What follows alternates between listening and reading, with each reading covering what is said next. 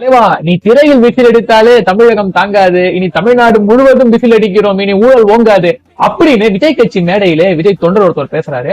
அது விஜய் கிட்டே தெளிவா சொல்லணும். ஏன்னா விஜய் ஒரு ஊழல்வாதி தான். சமீபத்துல கோர்ட்ல ஒரு தீர்ப்பு கொடுத்திருக்காங்க. விஜய் அவர்களுக்கு மேல போட்ட 1.5 கோடிக்கான அபராதம் செல்லும் அப்படின்னு. ஏன் இந்த அபராதம் போடுறாங்க? 2015 புலின்னு ஒரு காவியத்துல நடிச்சாரு. அந்த புலியே ஒரு அர்த்த மட்டமான ஒரு படம். அந்த படத்துல நடிச்சதுக்கு கணக்குல காட்டாத அதிகமா ஒரு 15 கோடி ரூபாய் வாங்கி நம்ம பனையூர் பங்களால நம்ம ஆள் போட்டு வச்சிருக்காரு. இதை என்கொயரி பண்ணி கண்டுபிடிச்சப்ப அந்த பணத்தை நம்ம ஆளு வருமான வரி கட்டல, அதை கணக்குல காட்டல அப்படின்னு தெரிய வருது. அவர் மேல ஒரு தீர்ப்பு கொடுத்திருக்காங்க. 1.5 கோடி இதுக்கு அபராதம் கட்டணும் அப்படின்னு சொல்லி தீர்ப்பு கொடுத்திருக்காங்க. இந்த லட்சணத்துல விஜய் அவர்கள் மேடைக்கு மேடை ஏறி திமுக ஒரு தீய சக்தி, திமுக ஒரு ஊழல் சக்தி அப்படின்னு பேசுறாரு. தமிழ்நாட்டில ஒரு மானங்கெட்ட ஊழல் சக்தி விஜய் அவர்கள் தான். இது மட்டும் புதுசு இல்ல. 2012 இவரு ரோல்ஸ் ராய்ஸ் கார் வாங்குறப்ப அதுக்கு வரி கட்டாம 1 லட்சம் ரூபாய் அபராதம் வாங்கியிருக்கிறாரு.